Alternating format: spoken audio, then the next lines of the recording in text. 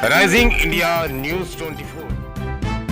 फिर भी हमारे पास नेपाल जाने का और बांग्लादेश जाने के एविडेंस आए हैं। उन एविडेंसेस को हम लोग और डेवलप कर रहे हैं। फाइनेंशियल ट्रांजैक्शंस को हम लोग कंफर्म कर रहे हैं, बैंकिंग चैनल से उन चीज़ को वेरीफाई करा रहे हैं।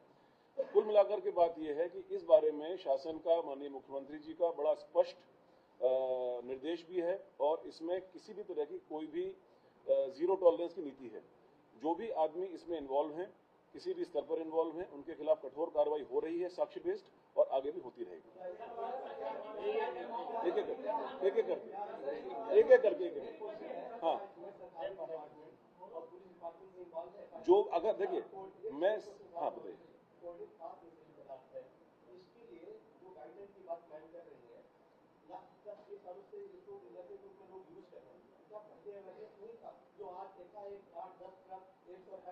नहीं, ये तो देखिए ऐसा है ना, ये तो वाली बात हुई।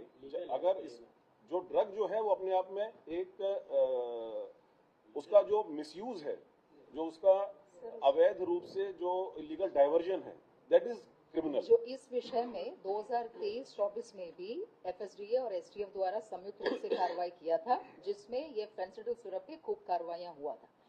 इस तो बार पहली एक बार बृहद स्वरूप में और बिल्कुल सोर्स से ही। एक सेकंड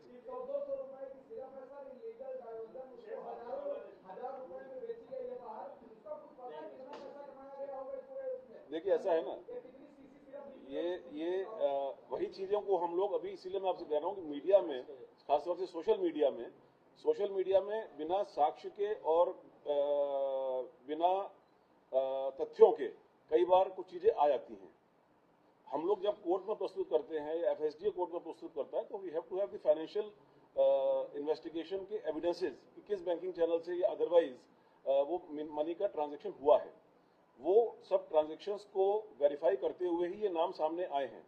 जो डॉक्यूमेंट्स हैं, जिसमें मान लीजिए एक पार्टी ने जो ओरिजिनल कंपनी है, उन्होंने जो सुपर स्टॉकिस्ट को दिया, वो एक हमको उसके डॉक्यूमेंट्स मिले।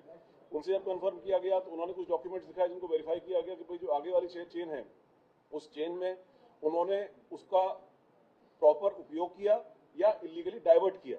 इलीगली डाइवर्ट का मतलब ऐसी भी दुकानें सामने आई हैं जिसमें जिस दुकान को दिया जाना बताया जा रहा है, वहां पर कोई दुकान एग्जिस्ट नहीं करती है, वहां पर कोई स्टोरेज नहीं है, वहां पर कोई डॉक्यूमेंटेशन नहीं है कि वहां पर कोई ठेले वाला है, उसके नाम पर ये दवा का आगे कंसाइनमेंट भेजा गया।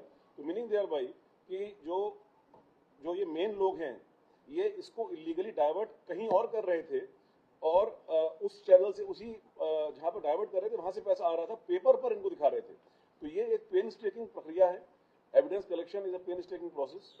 उन सभी एविडेंसेस को हम लोग कलेक्ट कर रहे हैं और जैसे जैसे नाम सामने आ रहे हैं उनके खिलाफ कार्रवाई होगी। एफएसडीए के लेवल पे जैसे सर एक चीज और बताना हो गया नहीं इसलिए इस पूरे मामले में प्रदेश सरकार पूरी गंभीरता से और बहुत ही सख्ती से इस प्रकरण में शुरुआती दौर से ही डील कर रही है। आगे जैसे जैसे जानकारी प्राप्त होगी आपको बताया जाएगा। इसी क्रम में माननीय मुख्यमंत्री जी ने यह भी निर्देशित किया है कि इस पूरे, चूंकि कई जिलों, 5-7 जिलों में फैला हुआ है, तो बेहतर कोऑर्डिनेशन के लिए स्टेट लेवल पे भी एक एसआईटी, एक आईजी लेवल के ऑफिसर के द्वारा अध्यक्षता में बनाई जाएगी, जो इस पूरे मामले को कोऑर्डिनेट करेगी।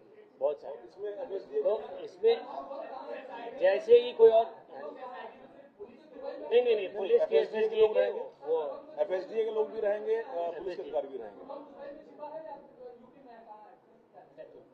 नहीं मैं बता देता हूँ, छुपाने वाली बात नहीं है। शुभम का जो हमारे पास एविडेंस आया है अभी तक, वो उसका दुबई में जाने का एविडेंस आया है।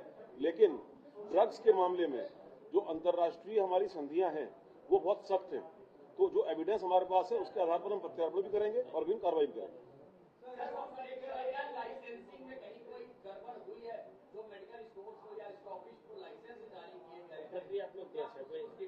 इसमें दो चीजें हैं। एक तो जो लाइसेंस पाया गया है वो करीबन 280 को हम लोगों ने नोटिस दिया है कैंसिलेशन के लिए, जो एफआईआर के अलावा लाइसेंस कैंसिलेशन भी जरूरी है।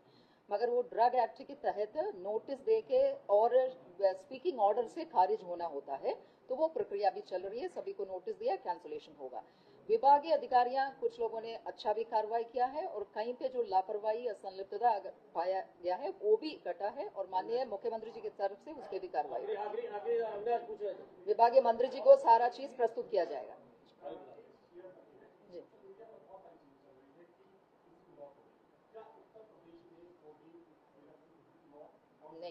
नहीं, नॉट टू ये मैंने शुरू में ही किया था। वो जो कफ सिरप है उसमें और एक कोडीन लाइसेंस्ड ड्रग है और उसमें कोई नकली दवा नहीं है, केवल इसमें लाइसेंसिंग थोक में व्यापार पे विषय है बिना पेपर। ईडी ने भी इस मामले को टेकअप किया है और जो प्रोसीड्स ऑफ क्राइम है उसके विषय में ईडी भी अपनी इन्वेस्टिगेशन करेगी, लेकिन कतिपय सोशल मीडिया पर जो तथ्यहीन बातें, आधारहीन बातें और इन्वेस्टिगेशन को इन्फ्लुएंस करने वाली बातें आ रही हैं, इस चीज को रिपीट कर दिया जाए। हाँ, मतलब इसमें यूपी में इसे इसके बारे में मैं कहना चाहूंगा कि इसके बारे में ऑलरेडी एसआईटी का गठन हो ही गया है। उस एसआईटी में वरिष्ठ अधिकारियों के नेतृत्व में तफ्तीश होगी। तो इस प्रकार की बातें जो हैं वो आधारहीन बातों को उनके खिलाफ भी सख्त कार्रवाई की जाएगी। देश और दुनिया का सबसे तेजी से उभरता हुआ news channel rising India news 24 channel को सब्सक्राइब करें, लाइक करें और वीडियो को शेयर करें।